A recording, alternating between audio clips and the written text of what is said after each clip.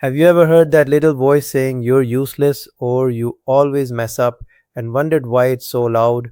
Most of us do it, some quietly, some out loud. And it turns out that this negative self talk isn't just annoying, it actually shapes how we think, feel, and act. Our brains evolved to spot danger and mistakes. That hypervigilance kept our ancestors alive. But today, that same system often points inward.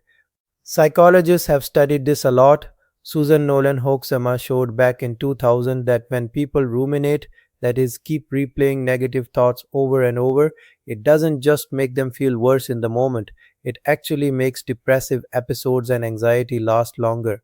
That means repeating I failed isn't harmless rumination, it's a process that entrenches distress. The body joins in too. Models of social anxiety from Clark and Wells, built in the 1990s, explain how negative self talk fuels physical stress, faster heartbeat, sweating, freezing up, which then confirms the worst fears and creates a vicious loop. But there's also cool science showing how to break the loop. First, research by Greg Lupyan and colleagues found that saying things out loud can sharpen attention and perception. Calling out labels actually helps your brain find things faster, so self talk can be useful. Ethan Kross and his team went further in 2014 and discovered something surprising.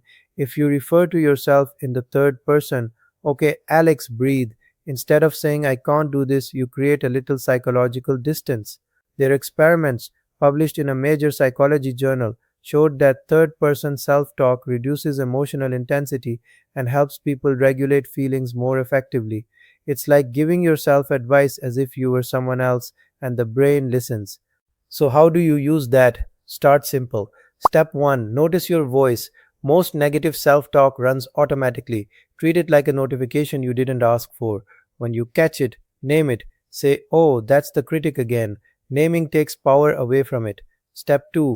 Question it. Ask, is this true right now? Am I catastrophizing? That's cognitive restructuring, the bread and butter tool of cognitive behavioral therapy, and it works. Instead of I always fail, try I didn't do well this time, I can try a different approach. That small shift reduces emotional charge. Another fast trick you can try immediately is third person self talk. When you feel flooded, pause and speak to yourself by name. Aisha, take a breath. Kross's work showed that this often lowers stress more than first person self talk because it creates distance and makes your advice sound compassionate and practical. Combine that with tiny actions. Whenever the critic says you're lazy, do one small thing, even 1 minute of work or one quick message sent. Action interrupts rumination and gives your brain evidence that you're not stuck. Finally, practice self compassion. That doesn't mean letting yourself off the hook. It means treating yourself like you would a friend who just made a mistake. Research reviews and CBT meta analyses show that approaches which teach self compassion and challenge rumination reduce anxiety and depression over time. So when the critic says you're worthless, answer with something like, I'm learning, this is hard, and that's okay. Say it out loud if you need to. So here's a simple plan you can try this week. 1. Catch and name the critic. 2. Question and reframe the thought. 3. Speak to yourself in the third person when you're overwhelmed. 4. Do one small action that contradicts the negative claim. And 5.